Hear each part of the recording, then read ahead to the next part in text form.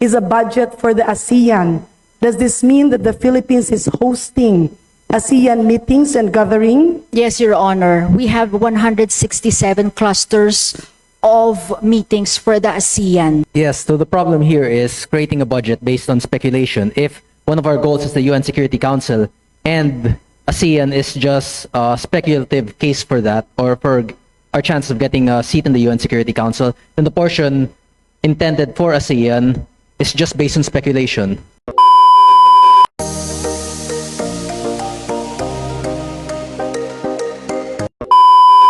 Your Honor, if you are asking for the budget for 2026, it's 2,714,679. Your Honor. Okay. So 2,714 million, am I correct? Yes, Your Honor. That is, how much of an increase is that relative to the 2025 budget that was passed? That is 20% less, Your Honor.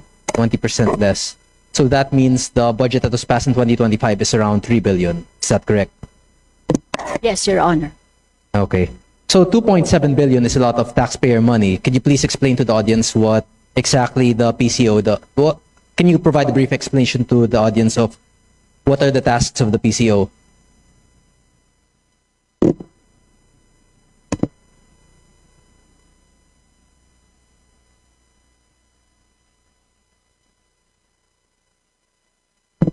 Your Honor, the PCO is the President's arm in promoting transparency and accountability in his policies, as well as, they serve as the window to show his most important future plans. They ensure that all regions in the country have access to commercial media, and they provide the vital information for all the help the public can get for the government's policy. Mm-hmm. So is it purely for domestic or also for international purposes? For both, Your Honor. For both. Okay. And as you previously mentioned in one of the previous interpellators, there is a need for the budget due to ASEAN. What exactly will you be doing there? We are gunning for a seat, a non-permanent seat, because a UN Security Council seat, we could gain substantial influence by participating directly in decision-making in pressing global issues. We can the country can have a platform to advance its foreign policy objectives and promote our national interests within the global security framework, which is very, very important for the issues we face now, Your Honor. So the purpose of it is for the UN Security Council seat. Will it be done through ASEAN? No, magkaiba yun, Your Honor. Of course, we will use the ASEAN, of course, to put us in a good light, in a way, to justify. Of course, if we are put in a good light, it is in a form of like a public relations, so we can showcase to the world why we should be nominated and elected for a seat in the UN Council, Your Honor. So the ASEAN is the necessary initial step in our country's publicity on the international stage, which would lead to a higher chance of getting the UN Security Council seat. No, we have already initiated, affirmed our hosting, our schedule. We are really scheduled to host for the ASEAN for 2026, Your Honor. And on what basis are you stating that hosting the ASEAN would increase our chances of getting a UN Security Council seat? Sorry, Your Honor, can you repeat your question? On what basis are you assuming that hosting the ASEAN and providing a successful event for the ASEAN would increase our chances of getting a UN Security Council seat?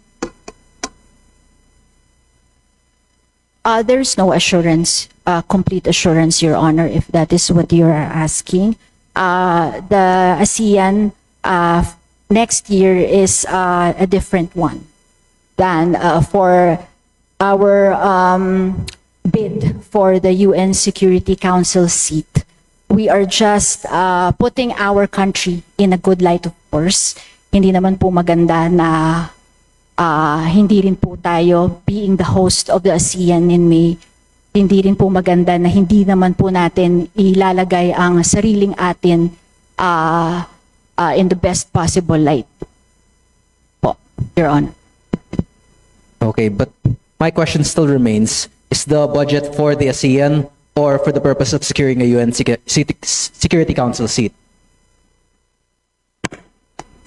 Your Honor, it's mostly ASEAN po. Sa ASEAN po, yung budget po ng PCO, Your Honor.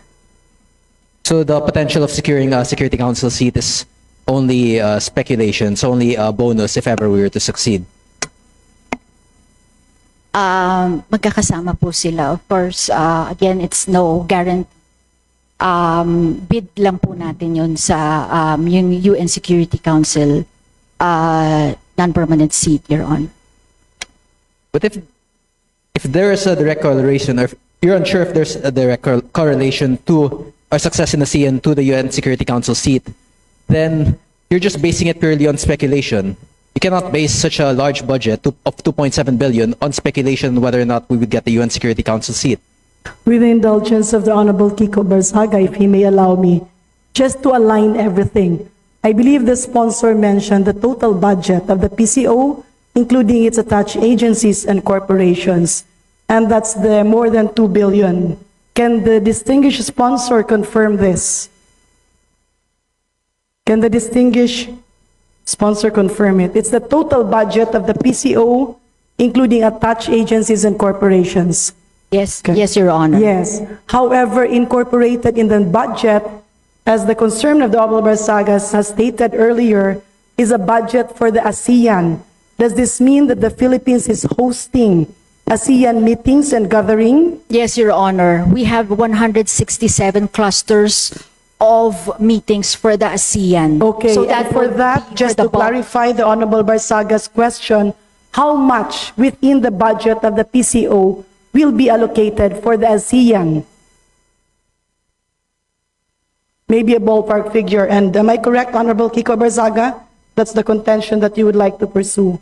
Yes, so the problem here is creating a budget based on speculation. If one of our goals is the UN Security Council and ASEAN is just a speculative case for that, or for our chance of getting a seat in the UN Security Council, then the portion intended for ASEAN is just based on speculation. Well, with the indulgence of the distinguished sponsor, actually the ASEAN is a different entity.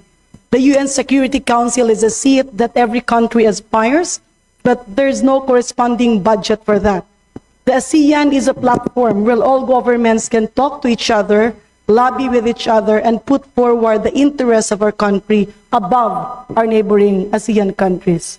Distinguished sponsor, please That is proceed. correct. For clarity, the Deputy Speaker has clarified everything, Your Honor. Okay, so it is completely separate that our purposes for hosting the ASEAN is not directly connected to our desire for a UN Security Council seat. Am I correct? Can you repeat that again, Your Honor? Sorry. Our purposes and our budget allocation for the hosting of ASEAN is not directly connected to our desire for a UN Security Council seat. That is correct, Your Honor. Okay. That is a different occasion, Your Honor. It's a different. Okay. What percentage of the PCO proposed budget would be spent on ASEAN?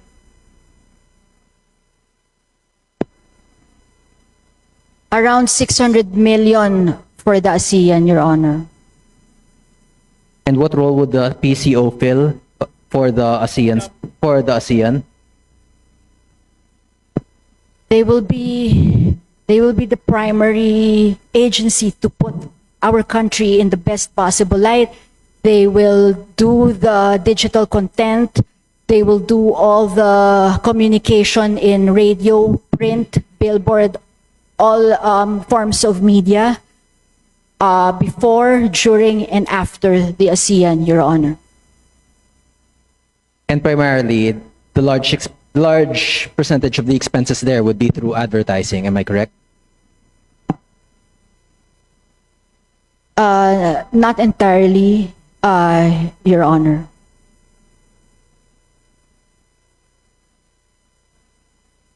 what percentage would be through allocated to advertising for the ASEAN? With due courtesy to the Honorable Barzaga, maybe the distinguished sponsor can explain that this budget encompasses all the trainings, meetings, the representations, as well as how our country will package, how PCO will package our country and position it Yeah. against our neighboring. Yes, Your Honor, we will have all kinds of meetings, clustered meetings, and it will really entail a lot of expenses, professional services. We have our representation expenses. International media will come in. International media centers will be put up, so that will constitute the bulk of all that expense, Your Honor. So we will also be paying for the expenses of international media arriving here. Your Honor, we will be the hosts, so it's automatic that we will, of course, be as the hosts. We will have to do expenses for that. And how much are we expected to spend on that? As was said, Your Honor, as I mentioned, advertising expense, representation expense, media clusters, a lot of media cluster groups will be conducted. International media will come in. Those kinds of things, Your Honor. Just to clarify, the international media coming in are guests. We don't pay for them, we don't spend for them, but we provide food for them. This is that And the for the International Media Center, Deputy Speaker, and Your Honor.